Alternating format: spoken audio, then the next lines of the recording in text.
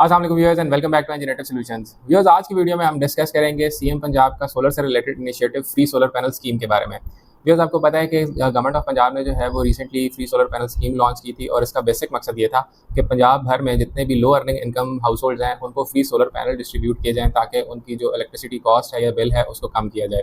Overall इस project में viewers government जो है वो तकरीबन 1 लाख सोलर सिस्टम जो है वो प्रोवाइड कर रही है।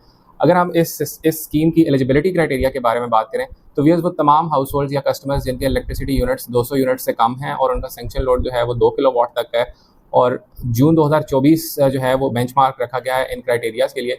तो जो कंज्यूमर्स इन दो रिक्वायरमेंट्स को फुलफिल करते हैं वो तमाम लोग एलिजिबल हैं इस स्कीम के लिए। अगर हम व्यूअर्स इसकी एप्लीकेशन प्रोसेस के बारे में बात करें कि आप इस पर अप्लाई कैसे कर सकते थे, तो दो तरीके से गवर्नमेंट ऑफ पंजाब जो है वो आपको मौका दे रही है कि आप इसके लिए रजिस्टर कर सकते थे। सबसे पहले आप गवर्नमेंट ऑफ पंजाब के सोलर पैनल स्कीम पोर्टल पे जाके अपने आप को रजिस्टर कर सकते थे। दूसरा तरीका जो था वो एसएमएस के थ्रू था कि आप अपना रेफरेंस नंबर और सीएनआईसी नंबर जो है वो 8800 पे अगर सेंड करते तो आप जो है इसके लिए एलिजिबल हो जाते।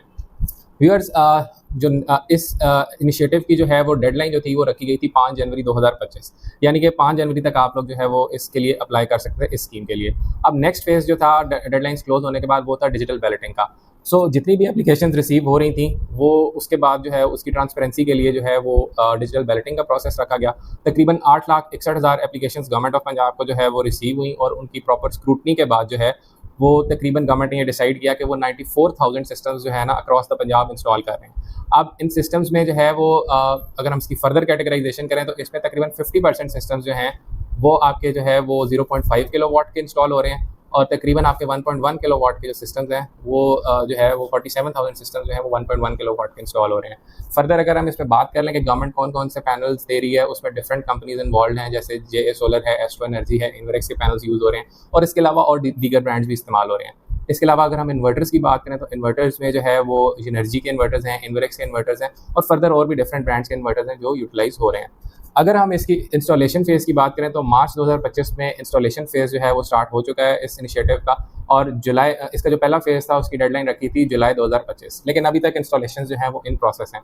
व्यूअर्स, अगर अभी हम बात करें कि इसके ओवरऑल इस सिस्टम के क्या इस इनिशिएटिव के क्या बेनिफिट्स हो सकते हैं, तो उसमें सबसे पहला बेनिफिट तो ये है कि जो लो अर्निंग इनकम हाउस होल्ड्स हैं उनको बिल के अंदर जो है खातरख्वाह कमी देखने में मिलेगी। सेकेंडली व्यूअर्स, फेडरल गवर्नमेंट को हर साल जो है एनर्जी की मद में काफ़ी बड़ी अमाउंट में सब्सिडी देनी पड़ती है, तो वो जो फेडरल गवर्नमेंट को सब्सिडी देनी पड़ती है उसमें भी खातरख्वाह कमी देखी जा सकती है।